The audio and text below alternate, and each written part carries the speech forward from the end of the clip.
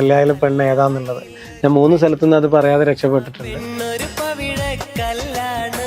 പുസ്തകത്തിൻ താളുകൾ മറിഞ്ഞു, ഓർമ്മതൻ തീരത്ത് ഞാൻ നിന്നെ തിരഞ്ഞു.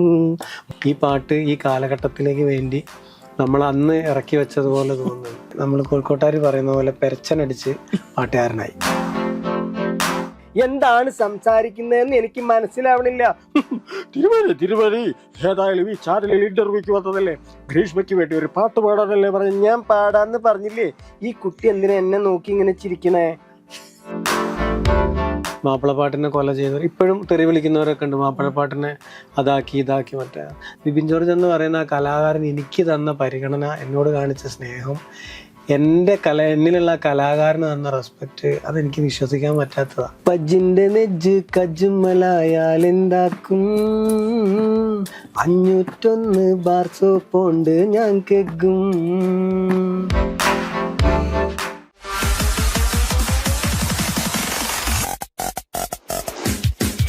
നമസ്കാരം. നമ്മളെ 90s കിഡ്സിന്റെ ചെറുപ്പം പ്രണയസുലഭരമാക്കിയ ഒരാളുണ്ട്. ഒരാളല്ല, കുറച്ച് പേരുണ്ട്. അതിലൊരാളാണ് ഇന്ന് നമ്മുടെ ഗസ്റ്റ് ആയിട്ടുള്ളത്, ജലാൽ മാഗ്നസ്. നമുക്ക് സ്വാഗതം ചെയ്യാം. നമസ്കാരം ഇക്ക. നമസ്കാരം. പിന്നെ ഇക്കയുടെ പേര് പറയുന്നതിലും കൂടുതൽ ഈ കല്ലായിലെ പെണ്ണിനെ പറഞ്ഞാലാണ് കൂടുതൽ അറിയാം. തീർച്ചയായിട്ടും. എങ്ങനെയാണ് അതിലോട്ട് എത്തിപ്പെട്ടെ? ഈ പാട്ടുകൾ പണ്ട് നമ്മൾ ആൽബം ഇറങ്ങുന്ന സമയത്ത് പാട്ടുകളെ ഒരുപാട് ഇഷ്ടപ്പെടുന്ന ഒരു കലാകാരനാണ്. ശരിക്കും ഞാൻ മിമിക്രി ആർട്ടിസ്റ്റാണ്. പിന്നെ ഈ അനൗൺസ്മെന്റ് ഒക്കെ ഇല്ലേ, പണ്ടത്തെ ജീപ്പ് അനൗൺസ്മെന്റ്, കാസറ്റിൽ റെക്കോർഡ്, അതൊക്കെയാണ് എൻ്റെ പാഷനും ഞാൻ കൊണ്ടുനടന്ന ഫീൽഡും. പിന്നീട് മിമിക്രി കാസറ്റ്, കൊച്ചിയിൽ നിന്ന് ഇറങ്ങുന്ന കാസറ്റുകളൊക്കെ കണ്ടിട്ട് ഭയങ്കര അത്ഭുതത്തോടെ കണ്ടുവന്ന നമ്മൾ പിന്നീട് മിമിക്രി കാസറ്റുകൾ ഇറക്കാൻ കുറച്ച് സുഹൃത്തുക്കൾ സഹായമായപ്പോൾ കാസറ്റുകൾ ഇറക്കി തുടങ്ങി. പിന്നീട് മാപ്പിളപ്പാട്ടുകൾ ഇറക്കാൻ തുടങ്ങി. അങ്ങനെ ആ ഒരു നമ്മുടെ വഴിയിൽ നമുക്ക് ആവശ്യമുള്ളവരൊക്കെ നമ്മുടെ അടുത്തേക്ക് വരുന്ന പോലെ നമുക്ക് തോന്നിയത് കൊണ്ട് പിന്നീട് കൽബാണ് ഫാത്തിമ എന്ന് പറയുന്ന ആൽബം ഇറങ്ങുന്നു. അതിനുശേഷം അതുപോലത്തെ ഒരു ആൽബം ചെയ്യണം എന്നുള്ള ചിന്തയിൽ നടക്കുമ്പം ഷാഫിയെ പരിചയപ്പെടുന്നു. ഷാഫിയുമായിട്ട് ചേർന്നിട്ട് കുറച്ച് സ്റ്റേജിലൊക്കെ പ്രോഗ്രാമിന് പോയി. ഷാഫി അന്ന് മിമിക്രി ആർട്ടിസ്റ്റാണ്. അന്ന് എൻ്റെ വാപ്പയുടെ അനിയൻ പ്രൊഡ്യൂസ് ചെയ്ത കൽബിലെ ഇമ്പപ്പൂ എന്ന് പറയുന്ന ഒരു മാപ്പിളപ്പാട്ട് ആൽബത്തിൽ താജൂക്ക് പാടിയ പാട്ടിൽ, അന്ന് താജൂക്ക് ഭയങ്കര തിരക്കിൽ നിൽക്കുന്ന സമയത്ത് അഭിനയിക്കാൻ മൂപ്പരെ കിട്ടൂല, ഡേറ്റ് കിട്ടാത്ത സമയമായതുകൊണ്ട് അതിനകത്തൊരു പുതുമുഖത്തെ തേടി നടന്നപ്പം ഷാഫി കൊല്ലം വന്നിട്ട് അഭിനയിച്ചു. അന്ന് ഷാഫി മിമിക്രി ആർട്ടിസ്റ്റാണ്, പാട്ടുകളും വർക്കൊക്കെ ഇറക്കിയിട്ടുണ്ട്. അതുമുതൽ ഷാഫിയുടെ ആ ഒരു കൂട്ടുകെട്ട്, പുതുതായിട്ട് കിട്ടിയ ഒരു കൂട്ടുകാരനാണ് ദിൽഹെ ഫാത്തിമയിലേക്ക് എത്താനുള്ള കാരണം. അതിനുശേഷം പിന്നെ പാട്ടുപാടി തുടങ്ങിയിട്ടില്ല, അഭിനേതാവാണ്. പിന്നെ കുറച്ച് കഴിഞ്ഞപ്പം ദിൽഹെ ഫാത്തിമയ്ക്കകത്ത് അഭിനയിച്ച് അതിനുശേഷം ഇറങ്ങിയ വർക്കിൽ ഷാഫി തന്നെ എഴുതിയിട്ടുള്ള പഴയ സൂപ്പർ ഹിറ്റ് ആയിട്ടുള്ള ഒരു പാട്ടിൽ പാടി പിന്നീട് അഭിനയിക്കാൻ തുടങ്ങി. അങ്ങനെ നമ്മൾ കോഴിക്കോട്ടുകാർ പറയുന്ന പോലെ പെരച്ചനടിച്ച് പാട്ടുകാരനായി. ഇപ്പൊ ബിബിൻ ജോർജിന്റെ കൂടത്തിൽ എവിടെ നോക്കിയാലും, എന്തൊരു ഫംഗ്ഷൻ നോക്കിയാലും ഇക്കാനെ കാണുന്നുണ്ട്. എന്താ അതിന്റെ പിന്നിലത്തെ? ഞാൻ തുടക്കം പറഞ്ഞില്ലേ, ഇപ്പം കുറെ കാലങ്ങൾ ഈ ഒരു ഫീൽഡിൽ നിന്ന് മാറി നിന്ന് വീണ്ടും ഓൺലൈൻ മീഡിയയിലൂടെ, വെറൈറ്റി മീഡിയയിലൂടെ നൈനിഷ എന്ന് പറയുന്ന നിങ്ങളെ പോലത്തെ കലാകാരി എന്നെ കുത്തിപ്പൊക്കി കൊണ്ടുവന്ന്, ശരിക്കും പറയുകയാണെങ്കിൽ അതിനവർ ഒരു കാരണക്കാരനാണ്. അതിൽ പ്രതിപാലൻ ആ പ്രോഗ്രാമിന് വന്നപ്പോഴും ഞാൻ സജീവമായിട്ട് ഈ ഒരു മേഖലയിൽ നിലനിൽക്കും, കുറെ സ്റ്റേജ് ചെയ്യുന്നൊന്നും എനിക്കൊരു ഉറപ്പുമില്ല. പക്ഷെ എനിക്ക് മനസ്സിലായൊരു സംഭവം, ഞാൻ പണ്ട് എനിക്ക് കിട്ടാതിരുന്ന, ഞാൻ അറിയാതിരുന്ന ഒരുപാട് ആളുകളുടെ പ്രോത്സാഹനം കമൻറ്റിൻ്റെയും ഷെയറിൻ്റെയും ഒക്കെ രൂപത്തിൽ കണ്ടു കഴിഞ്ഞപ്പം ഓട്ടോമാറ്റിക്കലി വന്നു. പിന്നെ ഞാൻ വിനീത് ശ്രീനിവാസൻ്റെ കൂടെ കുറച്ച് ഷോയിൽ ആങ്കറായിട്ട് മുൻപ് പോയിട്ടുണ്ടായിരുന്നു. അത് നൗഫൽ എന്ന് പറഞ്ഞ ആളാണ് ആ ടീമിൻ്റെ ഓണർ. ആ പുള്ളി എന്നെ വീണ്ടും രംഗത്തേക്ക് ഇറക്കി. കോഴിക്കോട് ബേപ്പൂർ ഫെസ്റ്റിൽ ആങ്കർ അയച്ച് അവിടെ മുതൽ തുടങ്ങി. അങ്ങനെയാണ് എന്നിലുള്ള ആ ഒരു പാട്ടുകാരനും രണ്ടാമത് ഈ ഒരു മേഖലയിലേക്ക് വരാനുള്ള കാരണം. ബിബിൻ ജോർജിൻ്റെ കൂടെ കൂടാൻ കാരണം ആ പടത്തിൻ്റെ പിന്നിൽ എൻ്റെ സുഹൃത്തുക്കളാണ് ഷാനു കാക്കൂരും ഷജീർ പപ്പ, ഷാഫി അപ്പിക്കാട്. ഇവരുടെ ഒരു പ്രൊമോഷൻ ആദ്യമായിട്ട് കോഴിക്കോട് കക്കോടി എന്ന് പറഞ്ഞ സ്ഥലത്ത് പോയത്. അതിൽ എന്തോ ബിബിൻ ജോർജിന് പരിചയമുണ്ട്, ഒരു വലിയ താരത്തെ കാണുന്ന പോലെ, എല്ലാവരും കാണുന്ന പോലെ ഇഷ്ടപ്പെടുന്ന ഒരു വ്യക്തി. പക്ഷേ ബിബിൻ ജോർജ് എന്ന് പറയുന്ന ആ കലാകാരൻ എനിക്ക് തന്ന പരിഗണന, എന്നോട് കാണിച്ച സ്നേഹം, എന്നിലുള്ള കലാകാരന് തന്ന റെസ്പെക്ട്, അതെനിക്ക് വിശ്വസിക്കാൻ പറ്റാത്തതാണ്. അപ്പോൾ ബിബിൻ ജോർജ് അവരുടെ തന്നെ പറഞ്ഞ് സ്ഥിരമായിട്ട് ഞാൻ തന്നെ ആങ്കറായിട്ട് വരണം എന്നുള്ളതും അത് വലിയൊരു കോംപ്ലിമെന്റ്. അതായത് തിരിച്ചു വന്നതിൽ എനിക്ക് കിട്ടിയ എന്താ പറയാ കുറെ സന്തോഷങ്ങളിൽ ഏറ്റവും വിലപ്പെട്ടുള്ള ഒരു സന്തോഷം. ഇപ്പോഴും അവരുടെ കൂടെ പോയിട്ടുള്ള ആ ഒരു ത്രില്ലും വൈബൊക്കെ വേറെയാണ്. പിന്നെ 19 വർഷം മുന്നേ ഇറങ്ങിയ ദിൽ ഹേ ഫാത്തിമ എന്ന് പറഞ്ഞ സോങ് ഇപ്പൊ നമ്മൾ ഇൻസ്റ്റഗ്രാമിൽ ഭയങ്കര ട്രെൻഡിങ് ആയിട്ട് നിൽക്കുകയാണ്. അപ്പൊ ആ പാട്ട് ഇത്രയും വർഷമായിട്ടും ആളുകൾ ഏറ്റെടുത്ത് കൊണ്ടുപോകുന്നതിൽ ഈ വരുന്നൊരു ഫീൽ എന്താണ്? ശരിക്കും അത് വിശ്വസിക്കാൻ പറ്റൂല. കാരണം 19 വർഷം കഴിഞ്ഞ് ഇത്ര കറക്റ്റായിട്ട് പറയണത് ചെറിയ ഓർമ്മ പ്രശ്നം ഉള്ളതുകൊണ്ട് ഷാഫിയെ വിളിച്ചിട്ട് ഞാൻ ഇന്റർവ്യൂ നിങ്ങൾ പറഞ്ഞപ്പം ഗ്രീഷ്മ പറഞ്ഞപ്പോൾ ഷാഫിനെ വിളിച്ചിട്ട് ചോദിച്ചു, എന്നോട് സത്യം പറയാം എൻ്റെ അടുത്ത് തെറ്റിപ്പോ എങ്ങനെ കളിച്ചാലോ. അപ്പൊ എൻ്റെ അടുത്ത് എത്ര വർഷം? അപ്പൊ ഞാൻ കഴിഞ്ഞ സ്റ്റേജിൽ 15 വർഷം എന്ന് പറഞ്ഞപ്പോൾ താജുക്ക് ഷാഫിയും കളിയാക്കി, നീ ഏത് ലോകത്താന്ന് വെച്ചു. അവൻ എന്ത് 19 വർഷമായതാണ്. അപ്പൊ ഇത് കറക്റ്റ് ചോദിച്ച് പഠിച്ചു വന്നു. 19 വർഷം കഴിഞ്ഞിട്ട് 2025 ഇപ്പൊ ആ പാട്ട് ഹിറ്റ് ആയിട്ടുണ്ടെങ്കിൽ അതിന്റെ പിന്നില് ഷാഫിന്റെ കഴിവും താജുദ്ദീൻ വടകര എന്ന് പറയുന്ന കലാകാരന്റെയും പിന്നെ അങ്ങനെ ഒരു കണ്ടന്റും അങ്ങനെ ഒരു വർക്കും എനിക്ക് മാർക്കറ്റിൽ ഇറക്കാൻ പറ്റിയതിന്റെയും പിന്നെ അതിൽ ഒരു മർമ്മപ്രധാനമായിട്ടുള്ള ഭാഗത്ത് ഞാൻ അഭിനയിച്ചതിന്റെ ഒക്കെ ആ ഒരു ഫീല് ശരിക്കും അന്ന് കിട്ടാത്തത് ഇപ്പോഴാണ് കിട്ടിയതും.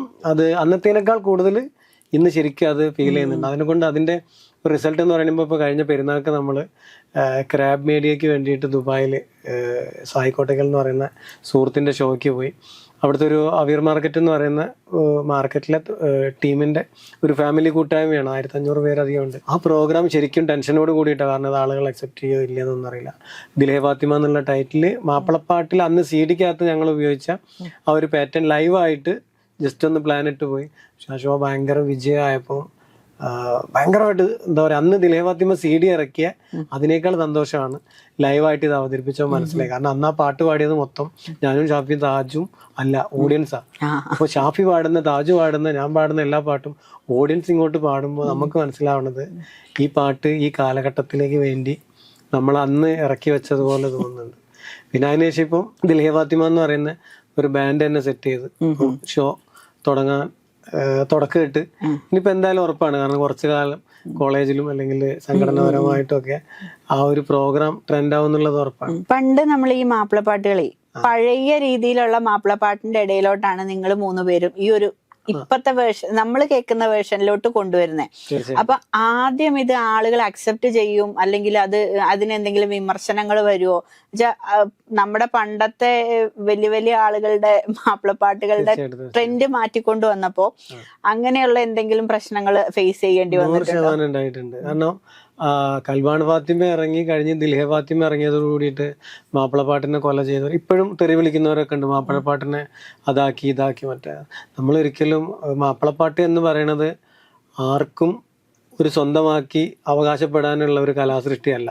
മാപ്പിളപ്പാട്ടിലൂടെ പണ്ട് ചരിത്രം പറഞ്ഞവരും അല്ലെങ്കിൽ പല രീതിയിലും മാപ്പിളപ്പാട്ടിനെ അവതരിപ്പിച്ച വലിയ വലിയ കലാകാരന്മാർക്കിടയിൽ കുറെ വർഷങ്ങൾ കഴിഞ്ഞപ്പോൾ പണ്ടത്തെ ബ്ലാക്ക് ആൻഡ് വൈറ്റ് സിനിമയാണോ ഇപ്പോൾ കാലഘട്ടത്തിനനുസരിച്ച് ഓരോ കലാകാരന്മാരെ ഉണ്ടായി തീരെ തന്നെ ചെയ്യും. അങ്ങനെ അവതരിപ്പിച്ചു കഴിഞ്ഞപ്പോൾ പല രീതിയിലും പല ആളുകളും പറഞ്ഞിട്ടുണ്ട്. പക്ഷെ നമ്മൾ നോക്കേണ്ടത്, നമ്മളെ അംഗീകരിക്കാൻ 99 പേരുണ്ടെങ്കിൽ ഒരാൾ നമ്മളെ വിമർശിക്കുന്നുണ്ടെങ്കിൽ ഈ 99 ആളുകളിലേക്കും നമ്മളെപ്പോലുള്ള വർക്കുകൾ എത്തിക്കുന്നത് ആ വിമർശിക്കുന്ന ഒരാളാണ്. അപ്പോൾ എൻ്റെ കൺസെപ്റ്റിൽ ആര് തെറി പറഞ്ഞാലും ആര് മോശപ്പെട്ട കമൻ്റ് ഇട്ടാലും അതാക്കി ഇതാക്കി മറ്റേതാക്കി മറിച്ചാക്കി എന്നൊക്കെ പറഞ്ഞാലും ഞാനത് അക്സെപ്റ്റ് ചെയ്യും. എന്നെ തെറി വിളിക്കുന്നത് ലൈക്ക് ചെയ്യുന്ന ആളാണ് ഞാൻ. അപ്പോൾ അങ്ങനെയൊക്കെ അത് പറയാനുള്ള അവകാശം ഉണ്ടല്ലോ, അത് പറയണം. അത് പറഞ്ഞില്ലേ പിന്നെ നമ്മളൊന്നും ഒരിക്കൽ പോലും ഇങ്ങനെ ഒരു വിഷമം തോന്നിയിട്ടില്ല? അല്ലെങ്കിൽ നമ്മൾ ഇത്രയും ഹാർഡ് വർക്ക് ചെയ്തിട്ട് അല്ലെങ്കിൽ നമ്മളൊരു എഫേർട്ട് എടുത്തിട്ടാണ് ഈ ഒരു ഇങ്ങനെ ഒരു വർക്ക് ചെയ്യുന്നത്. അപ്പം ഇത് ആളുകൾ ആ രീതിയിൽ എടുക്കാതെ നമ്മളെ വിമർശിക്കുമ്പോൾ എപ്പോഴെങ്കിലും വിഷമം തോന്നിയിട്ടുണ്ടോ? ഇതിനകത്തില്ല. ഇപ്പം പ്രത്യേകിച്ച് ഡിജിറ്റൽ കാലഘട്ടമാണ്, സോഷ്യൽ മീഡിയ ആണ്. നല്ല വർക്കുകൾക്ക് പോലും തെറി അഭിഷേകം നടത്തുന്ന മാമന്മാര് ജീവിച്ചിരിക്കുന്ന നാട്ടിലാണ് നമ്മളുള്ളത്. ഞാനതിനെ കാണുന്നത് നമ്മൾ സുഹൃത്തുക്കള് നമ്മളെ മരണം വരെ നല്ലത് മാത്രമാണ് പറയാ, ചീത്ത അറിയില്ലേ, അഭിപ്രായങ്ങൾ പറയില്ലേ, നമുക്ക് നല്ല വഴി കാണിച്ചതല്ലേ, എന്നാൽ നല്ലത് ചെയ്താൽ മോശം പറയില്ലേ. അപ്പൊ നമ്മുടെ സുഹൃത്തുക്കൾ തന്നെയാണ് ഇവരൊക്കെ. വിത്ത് ഫേസ്ബുക്ക് മാമന്മാരും അല്ലെങ്കിൽ യൂട്യൂബ് മാമന്മാരൊക്കെ ചങ്കുകളാണ്. അങ്ങനെ കണ്ടാൽ മതിയല്ലോ. നമുക്കൊരു പാട്ട് ഏതാ നമുക്ക് വേണ്ടിട്ട് പാടിത്തരാ? ഞാന് ഷാഫി എഴുതിയിട്ട് ഫസ്റ്റ് എന്നെ പാടിപ്പിച്ച ആ ഒരു പാട്ട് പാടാം. ആ പാട്ട് ഇപ്പോഴും പല ആളുകളും ചോദിക്കുന്ന ഒരു പാട്ടാണ്. അന്ന് ഷാഫി അതിനകത്ത് അത്രയും ഹിറ്റായിട്ടുള്ള ഒരു ട്യൂൺ എടുത്തിട്ടാണ്, അന്നത്തെ ആ ട്രെൻഡ് അതാണ്, ഒട്ടകങ്ങൾ വരി വരി എന്നുള്ള പാട്ടിന്റെ ട്യൂൺ എടുത്തിട്ടാണ് എനിക്ക് പാട്ട് എഴുതുന്നത്. അപ്പം ആ പാട്ടിനെ കവിച്ച് വെട്ടിയിട്ട് ആ ഒരു ട്യൂണിൽ പുതിയൊരു പാട്ട് എഴുതുമ്പോൾ ഭയങ്കര ആ ഒരു തൻ്റെ ഇടമാണ്, ഷാഫിയുടെ പവറാണ് അത്. ഷാഫി അന്ന് പ്രവാസികളെ കുറിച്ചിട്ടാണ് ആ ഒരു പാട്ട് എഴുതുന്നത്. എനിക്ക് വരി കറക്റ്റായിട്ട് പാടാൻ പറ്റിയില്ലെങ്കിൽ ഞാൻ ആ ഒരു പാട്ട് എഴുതാം. ബാല്യത്തിൻ കാലം തൊട്ടേ നമ്മളൊന്നായി നടന്നു, വഴിവക്കിൽ എന്നെ വിട്ടിട്ടെന്തേ നീയും പിരിഞ്ഞു, സുഖദുഃഖമെല്ലാം നമ്മൾക്കൊന്നിച്ചെന്ന് പറഞ്ഞ് സ്വർഗത്തിൻ വർണ്ണത്തോപ്പിൽ നീയും ഇന്ന് പറന്ന്, പുസ്തകത്തിൻ താളുകൾ മറിഞ്ഞു, ഓർമ്മതൻ തീരത്ത് ഞാൻ നിന്നെ തിരഞ്ഞു, മുത്തമിട്ട് ഞാനന്ന് നൽകിയ പൂക്കളും വാടിക്കരിഞ്ഞു. Super. Thank you, thank you. ഈ പാട്ട് കുറെ ആളുകളുടെ അന്നത്തെ പ്രവാസ ജീവിതമായിട്ട് ബന്ധപ്പെട്ടിട്ടുള്ള അനുഭവങ്ങളാണ്. ആ പാട്ടിനകത്ത് പ്രണയിച്ച് ഒരു ജോലി ഇല്ലാത്തതിന്റെ പേരിൽ നമ്മൾ പ്രവാസിയായി അല്ലെങ്കിൽ കുറച്ച് പൈസ ഉണ്ടാക്കാൻ വേണ്ടി പോയി തിരിച്ചു വരുമ്പം അവളെ വേറൊരുത്തിന് കല്യാണം കഴിച്ചു കൊടുത്തിട്ടുള്ള ഒരുപാട് അനുഭവങ്ങൾക്കിടയിൽ ഷാഫി കണ്ടെത്തിയിട്ടുള്ള ഒരു കണ്ടന്റാണ് ആ പാട്ടിനകത്ത്. അത് ഇന്നും ആളുകൾ ചോദിക്കുന്നതിൽ ഭയങ്കര സന്തോഷം. നമ്മൾ ഈ സ്കൂൾ വിട്ട് വരുന്ന സമയത്ത് ഈ കിരൺ ടി വി, സൂര്യ ടി വി അല്ലെങ്കിൽ ഈ ഇതൊക്കെ ആ ഒരു ട്രെൻഡാണ്. എനിക്കൊക്കെ അതാണ് ഓർമ്മ. അപ്പോ ഇങ്ങനെ ഈ ആൽബം സോങ്സ് പിന്നെ കൊണ്ടുവരുമ്പോ പുറത്ത് ഇറങ്ങിയിട്ട് ആളുകൾ കാണുകയാണ്, ഈ ആൽബം സോങ്സിലൂടെ നിങ്ങളെ അറിയപ്പെടുകയാണ്. അപ്പൊ ഈ കൊറേ ചെറുപ്പക്കാരികൾ ഉണ്ടാവുമല്ലോ, ഒരുപാട് പ്രണയാഭ്യർത്ഥനകൾ കിട്ടിയിട്ടുണ്ടാവുമായിരിക്കും, ഒരുപാട് ആൾക്കാരുടെ ഡ്രീം ആയിരിക്കും. അത് ഇപ്പോഴും അറിയാൻ പറ്റിയിട്ടുണ്ട്. കല്യാണം കഴിക്കാൻ ആഗ്രഹിച്ചവര് ഇന്ന് ഇപ്പം സോഷ്യൽ മീഡിയ ഉള്ളത് കൊണ്ട് നമുക്ക് പണ്ട് നമ്മളോട് എന്തായിരുന്നു ഈ സോഷ്യൽ മീഡിയ ഒക്കെ കുറച്ചും കൂടി മുന്നേ ഉണ്ടാവണം എന്ന് തോന്നിയിട്ടുണ്ടോ ഇപ്പത്തെ ഈ ആക്സെപ്റ്റൻസ് കാണുമ്പോ? ഇല്ല, ഇപ്പൊ ശരിക്കും കിട്ടിയത് ഒരു ലോട്ടറി അല്ലേ, ഇതാണ് അതിന്റെ കറക്റ്റ് ടൈം. അന്ന് ഉണ്ടായിരുന്നെങ്കിൽ വൺ ടൈം വന്നിട്ട് നമ്മൾ പോവായിരുന്നു. ഇതിപ്പോ 2 പ്രാവശ്യം നമുക്ക് ഒരേ ഇത് അനുഭവിക്കാൻ പറ്റിയില്ല, കിട്ടിയില്ല. അപ്പൊ അന്ന് ആഗ്രഹിച്ചത് ഇന്ന് മനസ്സിലായിട്ടുണ്ട്. കല്യാണം കഴിക്കാൻ ആഗ്രഹിച്ചവരുണ്ട്, പിന്നെ സുഹൃത്തുക്കളാവാൻ ആഗ്രഹിച്ചവരുണ്ട്, പരിചയപ്പെടാൻ ആഗ്രഹിച്ചവരുണ്ട്. അപ്പം അതൊക്കെ ഇന്ന് കേൾക്കുമ്പം ഭയങ്കര സന്തോഷമാണ്. കാരണം അത്രയും നമ്മളെല്ലാവരുടെയും ഹൃദയത്തിൽ കയറി കൂടിയിട്ടുണ്ട് എന്നുള്ളത് വ്യക്തമാണ്. ഞാൻ ഇതിനകത്ത് ചെറുതാ, എന്നെക്കാൾ കൂടുതലായിരിക്കും ബാക്കിയുള്ളവർക്ക്. അപ്പോൾ അത് അറിയുമ്പം അതിനകത്ത് വല്ലാത്തൊരു ആത്മസുഖം, സന്തോഷം. ഇപ്പൊ താജുദ്ദീൻ വടകര, ഷാഫി കൊല്ലം ഇവരൊക്കെ ആയിട്ടുള്ള കണക്ഷൻ എങ്ങനെയാണ്? നല്ല ചങ്ക് ബ്രോസ് ആണോ? നല്ല അകൽച്ചയിലും ശരിക്കും വേറെ വിളിക്കാനും കാണാനും ഒന്നും ഇല്ലാത്ത ഒരു 5-8 വർഷം കഴിഞ്ഞു പോയിട്ടുണ്ട്. ഈ രണ്ടാമത് തിരിച്ചു വന്നു കഴിഞ്ഞപ്പം പഴയതിനേക്കാൾ കൂടുതൽ ഹൃദയം കൊണ്ട് എന്താ പറയാ നല്ലോണം അടുക്കാൻ കഴിഞ്ഞിട്ടുണ്ട്. അത് പിലേ ഫാത്തിമയുടെ ആ പേരിലുള്ള ഷോ ചെയ്യാൻ ദുബായിൽ പോയപ്പം ഒരു രാത്രി മുഴുവൻ ഇരുന്ന് ചിരിച്ചിട്ടുണ്ട്. ഈ ഫീൽഡ് ഒന്നുമല്ല ചർച്ച ചെയ്തത്. താജുക്ക എന്ന് പറയുന്ന വ്യക്തി നമ്മളൊന്നും നേരിട്ട് കാണുന്ന ആ ഒരു സ്റ്റൈലിൽ മാറിയിട്ട് ഷാഫി പറഞ്ഞിട്ടുണ്ട് കൂടെ കിടക്കരുത്, പണി കിട്ടും. പിന്നെ ഷാഫി വേറെ സ്ഥലത്ത് റൂമാ നമ്മുടെ സ്പോൺസർ അടുത്ത് പറഞ്ഞ്, അവൻ എന്തിനാണിത് പറഞ്ഞതെന്നുള്ളത് പിന്നീട് എനിക്ക് മനസ്സിലായി. കാരണം ഈ പുള്ളി വേറെ ഒരു വൈബാ. അതില് ശരിക്കും കണ്ണ് നിറഞ്ഞിട്ടുള്ള ഒരു കൂട്ടുകെട്ടായിട്ട് ഇപ്പം മാറിയിട്ടുണ്ട്, പണ്ടത്തതിനേക്കാൾ കൂടുതൽ. അത് ഇപ്പം ഭയങ്കരമാണ്, അങ്ങോട്ടും ഇങ്ങോട്ടും എല്ലാ രീതിയിലും. ഇനിയിപ്പോ പറഞ്ഞ ഈ ദിൽഹേ ഫാത്തിമ എന്ന് പറഞ്ഞിട്ട് ഒരു ബ്രാൻഡ് വരുന്നുണ്ട് എന്ന് പറഞ്ഞു, അതിലും ബാൻഡ് ഉണ്ട്. അപ്പം ഇതിലും അവര് നിങ്ങളെ കൂട്ടത്തില് 3 പേരുണ്ടോ? 3 പേരില്ലെങ്കിൽ ആ ബാൻഡ് ഇല്ലല്ലോ. അപ്പൊ നമ്മുടെ ഫസ്റ്റ് ഷോ കഴിഞ്ഞ് ഇനിയിപ്പം അടുത്ത പ്രോഗ്രാമുകളൊക്കെ അടുത്തത് ദുബായ് തന്നെയാണ്. പിന്നെ നാട്ടിലേക്ക് സെറ്റ് ആവുന്നുണ്ട്. എന്നാലും ഒരു കാര്യം ഉറപ്പാണ്, ഈ സീസണിൽ ആ ഒരു ടീം പണ്ടത്തെ പോലെ തന്നെ പുതിയ പുതിയ ആൽബം നമുക്ക് ഇനിയും പ്രതീക്ഷിക്കാൻ പറ്റുമോ? തീർച്ചയായിട്ടും. ഇപ്പൊ ഒരു വർക്ക് ഓൾറെഡി റെക്കോർഡിങ് കഴിഞ്ഞിട്ടുണ്ട്. ഇപ്പൊ എന്റെ അടുത്ത് നിന്ന് ആളുകൾ പ്രതീക്ഷിക്കുന്നത് കോമഡി എന്തെങ്കിലുമൊക്കെ ഒരു ആക്ഷേപഹാസ്യം ഉള്ള ഒരു വർക്കാണ്. ഇപ്പൊ റെക്കോർഡിങ് കഴിഞ്ഞിട്ടുണ്ട്. അതിന്റെ വർക്ക് ഞാൻ പേരിട്ടത് പിന്നെ എന്താക്കും എന്നാണ്. പഴയ പ്രണയം, ഇപ്പോഴത്തെ പ്രണയം, ഇനി വരാൻ പോണ ആ ഒരു കൺസെപ്റ്റും കൂടെ കൂട്ടിയിട്ടുള്ള ഒരു വർക്കാണ്. എന്തായാലും നമ്മുടെ ഈ ഇന്റർവ്യൂ ഒക്കെ കാണുന്ന സമയത്ത് അത് ഇറങ്ങും എന്നാണ് എന്റെ പ്രതീക്ഷ. അടുത്ത് തന്നെ ഉണ്ടാവും. ഇപ്പൊ ഈ അടുത്തൊരു 4-5 ദിവസം കൊണ്ട് ഷൂട്ട് നടക്കും. നമുക്ക് അതിനകത്ത് എന്തെങ്കിലും നമുക്ക് പങ്കുവെക്കാൻ പറ്റുന്നതാണെങ്കിൽ കുഴപ്പമൊന്നുമില്ല. ഞാൻ അതിന്റെ 2 വരി പാടാം. പജിന്റെ നെജ്ജ് കജുമലായാൽ എന്താക്കും, 501 ബാർ സോപ്പോണ്ട് ഞാൻ കെഗും, ചക്കന്റെ വളഞ്ഞ് ചുണ്ടുമലായാൽ എന്താക്കും, ചിമ്മിണിയെടുത്ത് ചുണ്ടുമലാക്കി ഞാൻ പോക്കും. അത്രയും മതി, ബാക്കി പറഞ്ഞു. അല്ല, എന്തായാലും നമുക്ക് ആ ഒരു ഇത് കിട്ടിയല്ലോ. കാരണം പുതിയ വരാൻ പോകുന്ന ഒരു സാധനം നമ്മളിൽ കൂടെ അത് ഔട്ടാവുമ്പോ. ഇതിനകത്ത് ഈ പാട്ട് എഴുതിയത് ആനമാട ശംസു എന്ന് പറയുന്ന എന്റെ കൂട്ടുകാരനാണ്. ശരിക്കും ഇറക്കാൻ ഉദ്ദേശിച്ച വർക്ക് അവിടെ നിന്നിട്ട് ഇതൊരു യാത്രയിൽ കിട്ടിയ പാട്ട്. ഇപ്പൊ നമ്മൾ ഫസ്റ്റ് കേട്ടതുപോലെയല്ല, അതിനകത്ത് ഒരുപാട് കാര്യങ്ങൾ പറഞ്ഞു പോകുന്നുണ്ട്. അപ്പോ ആ ഒരു പാട്ട് തീർച്ചയായിട്ടും എല്ലാവരും ഇഷ്ടപ്പെടുമെന്ന് 100% രജനീഷ് ചേട്ടന്റെ ഇന്റർവ്യൂല് കണ്ടിട്ടുണ്ടായിരുന്നു. മറ്റേ നമ്മുടെ ഇന്ദ്രൻ ചേട്ടനെ മിമിക്രി ചെയ്യുന്നത്, ഇമിറ്റേറ്റ് ചെയ്യുന്നത് കണ്ടു. അപ്പൊ മിമിക്രി എന്ന് പറയുന്ന സാധനം ആദ്യം തൊട്ടേ മനസ്സിലുള്ളതാണോ? ഞാൻ 8ാം ക്ലാസ് പഠിക്കുന്ന സമയം മുതൽ പക്ക പ്രൊഫഷണൽ ആയിട്ടുള്ള മിമിക്രി ട്രൂപ്പിൽ അംഗമായിട്ട് മിമിക്രി ഒരു വരുമാന മാർഗമാക്കി ജീവിതം തുടക്കമിട്ട ആളാണ്.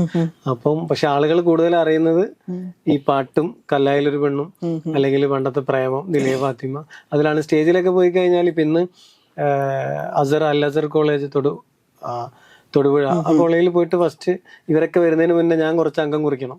ആ സമയത്ത് ഞാൻ എന്നെ ഇൻട്രൊഡ്യൂസ് ചെയ്ത് എല്ലാവർക്കും പരിചയമുണ്ട്. മിമിക്രി എടുത്തു കൊടുത്ത് മാക്സിമം നമ്മൾ പോയ സ്ഥലത്ത് നിന്ന് കയ്യടി വാങ്ങി അവരെ സന്തോഷിപ്പിച്ച് തിരിച്ചു വരാന്നുള്ള പക്ക മിമിക്രി ആർട്ടിസ്റ്റ് ആണ്. നമുക്ക് വേണ്ടിയിട്ട് എന്തെങ്കിലും ഒന്ന് മിമിക്രിയില് ഞാൻ പറഞ്ഞില്ല, എനിക്ക് ഏറ്റവും എന്തെങ്കിലും ഒന്ന് എടുക്കാൻ പറഞ്ഞിട്ടുണ്ടെങ്കിൽ സ്പോട്ടിൽ ഇന്നസെന്റും ജഗതിയൊക്കെ ചെയ്യാൻ ഇഷ്ടമാണ്. അതിലൂടെ എന്ത് വേണമെങ്കിലും എന്ത് കഥാപാത്രങ്ങൾ വേണമെങ്കിലും നമുക്ക് ചെയ്യാൻ പറ്റും. ഇപ്പം പണ്ട് നമ്മൾ മിമിക്രി കാസറ്റ് ഒക്കെ കേട്ടപ്പം കേട്ടിട്ടുള്ള കുറച്ച് ശബ്ദങ്ങളാണ് നമ്മൾ കേൾക്കാൻ ആഗ്രഹിക്കുന്നതെങ്കിൽ പഠിച്ചോനെ എന്തോരം നേരായി പുള്ളി നീ ഇവിടെ ഇരിക്കാൻ തുടങ്ങിയിട്ട്.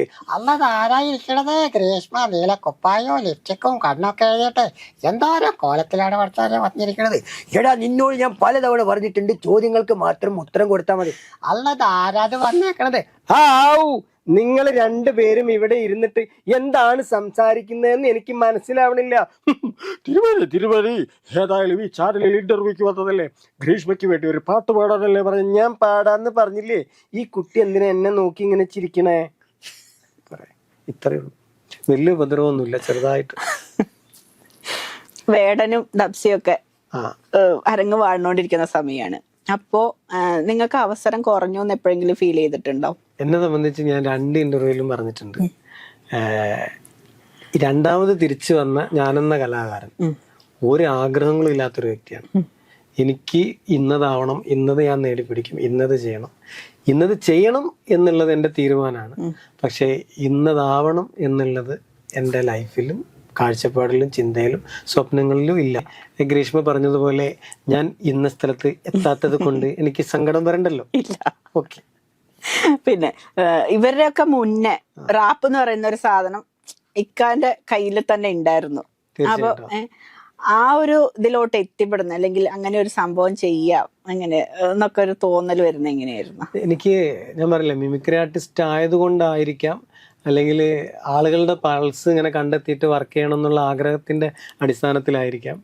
അന്ന് കിണ് എന്ന് പറയുന്ന ആ ഒരു വർക്ക് എനിക്ക് ആ കോഴിക്കോട് കൊളോക്കലായിട്ട് ആളുകൾ ഉപയോഗിക്കുന്ന ആ ലാംഗ്വേജ് വെച്ച് ചെയ്യാനും അതിനകത്ത് റാപ്പ് മിക്സ് ചെയ്യാനും എപ്പോഴും ഈ ഒരു പാട്ടിനെ വെസ്റ്റേൺ സ്റ്റൈലിൽ കാണാനും കേൾക്കാനും ഇഷ്ടമാണ്. മാപ്പിളപ്പാട്ടാണെങ്കിലും നമുക്ക് ഇഷ്ടമുള്ള ഒരു പാട്ടാണെങ്കിൽ അത് പല ട്യൂണിലും ഞാൻ പാടി നോക്കും, അത് പല രീതിയിലും താളം പിടിച്ച് നോക്കും. ഒറ്റയ്ക്ക് അങ്ങനെ ഒരു ചെറിയ കിറുക്കുണ്ട്. അന്ന് ആ ഒരു ടേസ്റ്റിൽ ചെയ്തു, അത് ആളുകൾ അന്ന് ഭയങ്കരമായിട്ട് ഇഷ്ടപ്പെട്ടു. അതിലൂടെ ഒരുപാട് അവസരങ്ങൾ വന്ന് അതിലെനിക്ക് ഏറ്റവും കൂടുതൽ ഫ്ലവേഴ്സ് ടിവിയിൽ സലീമേട്ടൻ ഗസ്റ്റ് ആയിട്ടുള്ള പരിപാടിയിൽ ഈ പാട്ട് പാടിയപ്പോഴാണ് സലീമേട്ടൻ എന്നെ വെച്ചൊരു ആൽബം ചെയ്യണം, കുറെ തിരഞ്ഞെടുന്നിരുന്നു, കിട്ടിയില്ല എന്നൊക്കെ കേട്ടപ്പോൾ വൈകി വന്ന ആ ഒരു അംഗീകാരം കേട്ടപ്പോൾ തന്നെ എന്നെ സംബന്ധിച്ച് 100% ഹാപ്പിയാണ്. ഇപ്പൊ ഈ കല്ലായിലൊരു പെൺകുട്ടി എന്ന് പറയുന്ന ആ ഒരു പാട്ട് 2 വട്ടം വന്നിട്ടുണ്ട്. അതായത് പണ്ടും ഇപ്പോ. പണ്ടെന്ന് പറയുമ്പോ മീശ മുളയ്ക്കാത്തൊരു പ്രായം, ഇപ്പൊ കട്ടി മീശയുള്ള. ഏതിലാണ് കൂടുതൽ, ഏതിനോടാണ് കൂടുതൽ ഒരു മാനസിക അടുപ്പം? പണ്ട് ആ വർക്ക് ഇറക്കുന്ന സമയത്ത് ആ പാട്ടിനകത്ത് നായികയില്ല, പെണ്ണിനെ കാണിച്ചിട്ടില്ല. അപ്പൊ ആളുകൾക്ക് അത് വല്ലാത്തൊരു വിഷമമായിട്ട് അന്ന് എല്ലാവരും ഫീമെയിൽ ആർട്ടിസ്റ്റിനെ വെച്ച് നായികനെ കാണിക്കുന്ന സമയത്ത് നമ്മള് ആ ഒരു കൺസെപ്റ്റിൽ അങ്ങനെ ചെയ്ത അതിന്റെ ഡയറക്ടർ ലിയോൺ കെ തോമസ് ഞാനിവിടെ പറഞ്ഞാണ് നമുക്ക് പട്ടം ബേസ് ചെയ്തിട്ട് ചെയ്യാന്നുള്ളത്. കാരണം കുട്ടികളുടെ ഒരു ഇതാണല്ലോ. അപ്പൊ ആ പട്ടത്തിനെ പെണ്ണാക്കാം, അല്ലെങ്കിൽ അങ്ങനെ ഒരു പാട്ട്. ഇപ്പം അതിനകത്ത് ഇപ്പൊ നമ്മൾ ആ ഒരു ആൽബം ഒരു നായകനെ വെച്ചിട്ട് നമ്മൾ രണ്ടാമത് റീഷൂട്ട് ചെയ്തിട്ട് വരികയാണെങ്കിൽ 100% ആ പാട്ട് ആളുകൾ വീണ്ടും അക്സെപ്റ്റ് ചെയ്യും. കാരണം അന്ന് കാണാതിരുന്ന കല്ലായിലെ പെണ്ണിനെ ഇന്ന് ഇപ്പൊ കാണും. കാണുമ്പോ എനിക്കിപ്പോ തോന്നുന്നത് കമന്റും കാര്യങ്ങളും ഒക്കെ കണ്ടിട്ടും പിന്നെ വെറൈറ്റി മീഡിയയിലെ നൈനിഷ ആണ് കല്ലായിലെ പെണ്ണെന്നുള്ള ഒരു കൺസെപ്റ്റിലേക്ക് വന്ന. നമ്മൾ രണ്ടുപേരും ഇന്റർവ്യൂ ചെയ്യുന്ന സമയത്ത് എനിക്കറിയില്ല അവര് കോഴിക്കോട്ടുകാരിയാണെന്ന് അറിയില്ല, എന്റെ വീടിനടുത്താണെന്ന് അറിയില്ല. പരിചയപ്പെട്ട് കഴിഞ്ഞപ്പം പിന്നെ മനസ്സിലായി. then നൈനിഷയോട് ഞാൻ ചോദിച്ചു കേട്ടോ, ഇങ്ങനെ അടുത്ത പാട്ടിൽ അഭിനയിക്കാൻ പറഞ്ഞു. പിന്നെ നൈനിഷനെ സംബന്ധിച്ച് അഭിനയം ഒന്നും അവളുടെ ലൈഫിലില്ല. അപ്പൊ തൽക്കാലം ആ കല്ലായിലെ പെണ്ണ് അങ്ങനെ അങ്ങനെ പോട്ടെ. പോട്ടെ. പിന്നെ പല ഇപ്പൊ 3 ഇന്റർവ്യൂവിലും ചോദിച്ചൊരു കാര്യം ഓഡിയൻസ് ചോദിക്കണവരാ കല്ലായിലെ പെണ്ണ് ഏതാന്നുള്ളത്. ഞാൻ 3 സ്ഥലത്തുനിന്ന് അത് പറയാതെ രക്ഷപ്പെട്ടിട്ടുണ്ട്. ഇല്ലാത്ത ഒരു പെണ്ണിനെ കുറിച്ച് നമ്മൾ സങ്കല്പ പറയണ്ട. കഥാപാത്രം. അപ്പൊ നിങ്ങളും അതേപോലെ ചോദിക്കണ്ട.